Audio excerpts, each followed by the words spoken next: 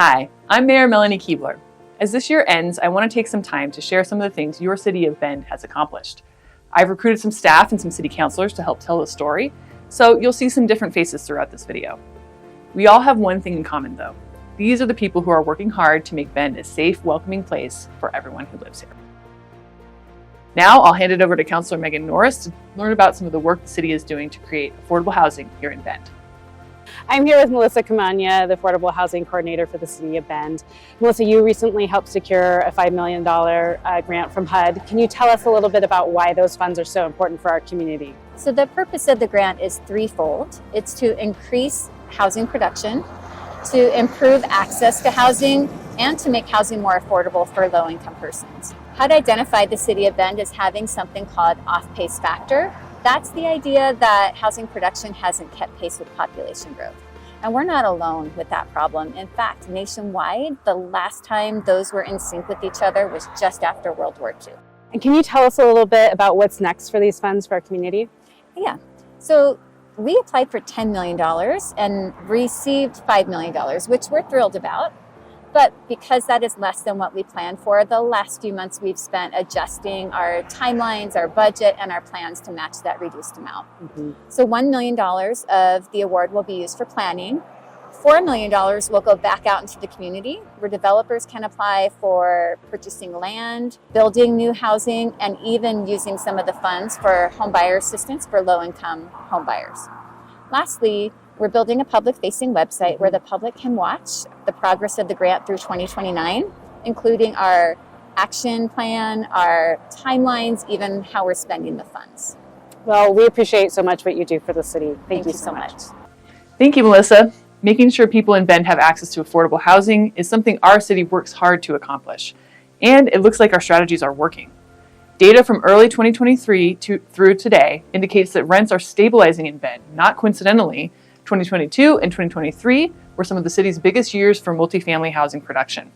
In those years combined, 1,321 multifamily units were added to the housing market. I want to recognize that Bend is really a leader in planning for our region's future in terms of water usage and conservation.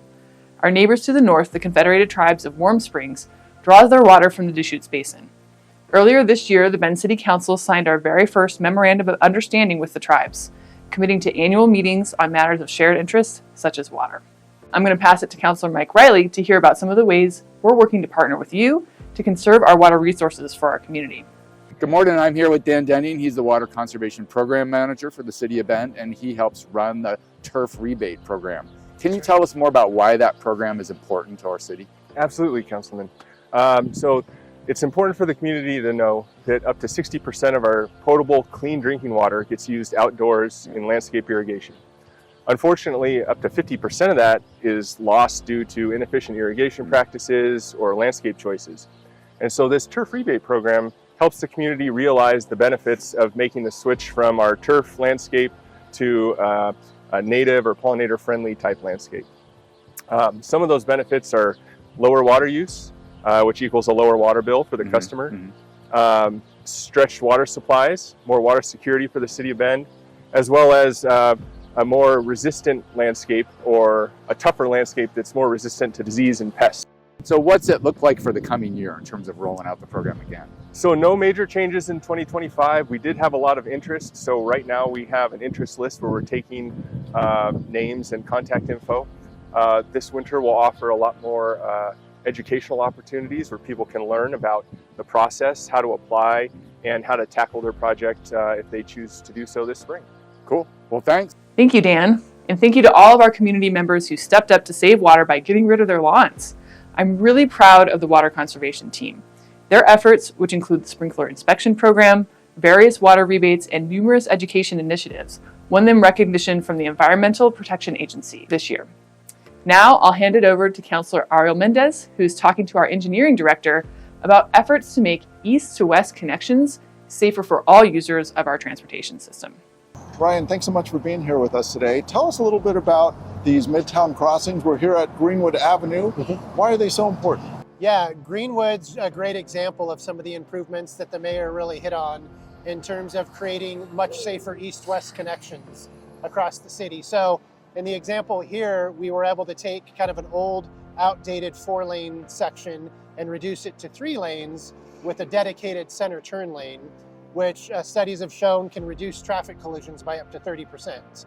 As a bonus, we also get to enhance the safety for the other users, where we've added protected bike lanes as well as shortened the crossings for the pedestrians. That sounds great. I love the focus on safety. Tell us a little bit more about what else is in store. Yeah, so there's a lot of other things in progress as well right now. Besides Greenwood, we're working actively on 2nd Street between Franklin and Greenwood. Just finished some water line work, and we're going to be starting the roadway improvements as well. So that's building more of a shared use environment with wide shared use paths for the pedestrians, as well as a shared use concept between the bikes and the other users. And then we also have the Franklin corridor that we're working on in a design standpoint. And we're expecting to get going on that here for construction in the next year or two. And then the Hawthorne Overcrossing Bridge is a very exciting component of the Midtown work. We're starting design with ODOT on that right now. That's probably going to take a couple years, but then we'll start construction after that. Ryan, I can't wait. Thanks so much for your time today. Thank you, Ryan. I have to add, one of the best parts about the Hawthorne Overcrossing, the City of Bend won $32 million in state and federal funds to pay for its construction.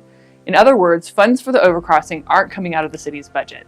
And our responsibility is to ensure the grant is spent as it was intended, to create a bridge that connects East and West Bend. While we're talking about transportation, I also want to highlight a project coming to the Bend Municipal Airport. Federal and state grant dollars will pay for an air traffic control tower, which is a major safety improvement for our airport, the 3rd busiest in the state. Construction on that tower has already started this year. On the theme of safety, I'll pass it over to Councilor Broadman, who talked with Bend Fire and Rescue about their work to keep response times under 6 minutes in the city of Bend. I'm here with Trish Connolly, Deputy Fire Chief for Administration for Bend Fire and Rescue. Trish, tell us why that 6-minute response time is so important. Absolutely. 6-minute response time is what we target in the city. So response time is from when someone calls 911, the clock starts, to when our first arriving apparatus arrives on scene to help the situation. That's when it ends. And we carefully monitor those times. They're so important to us because seconds matter in our industry. For instance, if someone's having a cardiac arrest call, every 30 to 60 seconds that they're not getting CPR, the chances of their survival decrease by 10%. Wow. Yeah. And in structure fires, every 30 to 60 seconds, a structure fire can double in size. So it's really important to us that we get there as quickly as possible. Tell us what is next for Bend Fire and Rescue after we've achieved these great response times. Absolutely, is to keep them. So in May 2023, thanks to our community, we passed our levy. Those dollars came in July. We hired 6 firefighter paramedics.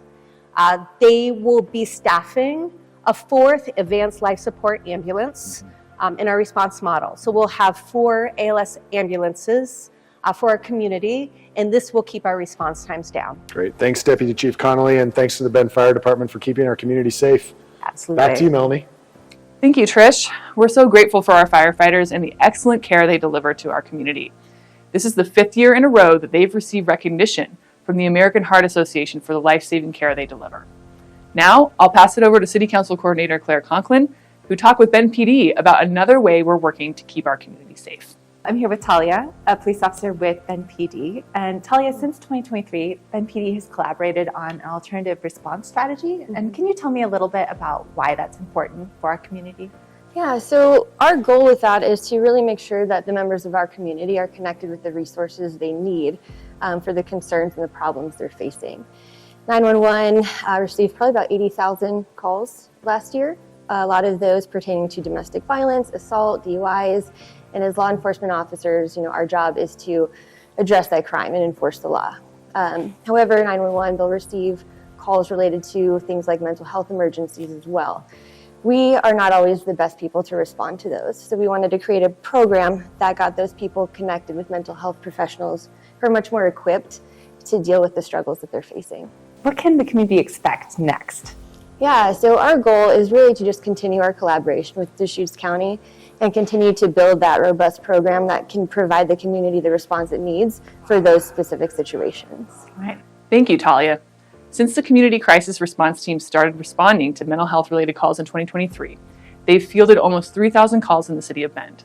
For some of the in-person calls, they jointly respond with Bend PD. But the vast majority of calls, or 85%, they respond to without a police officer having to be present. My last handover is to Mayor Pro Tem Perkins to talk about an exciting project that's all about bringing new voices into our local democracy. Hi, I'm here with Josh Burgess, who was the coordinator of the first Civic Assembly. Josh, thanks for being here. Thank you. Can you tell us a little bit about the first Civic Assembly and why it's important for our community? Megan, as you know, local leaders often hear from the same small groups of interested residents when it comes to ideas and challenges. Unfortunately, that leaves out people who don't have the time and the resources to get involved.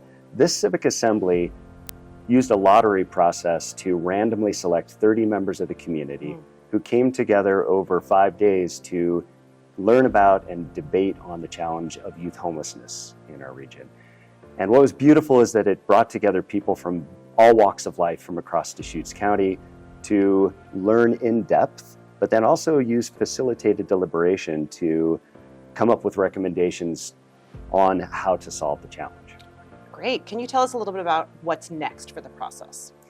Well, right now, those recommendations have been consolidated and they'll be handed over to members of the County Commission, the City Council, COIC Board, in order to give you an opportunity to look at what's possible and respond back to the community on those recommendations. Wonderful. Thanks for sharing. You're welcome. Thank you, Mayor Pro Tem and Josh. We're all part of making democracy work, and your voice matters. Thank you to everyone who came to a City Council meeting this year, who wrote us an email or attended a city-sponsored event, and paid attention to what's happening in your community. I grew up in Bend, and I'm so honored to be your mayor. Looking towards 2025, I'm excited to see what we can accomplish together to make Bend even better, safer, and more welcoming.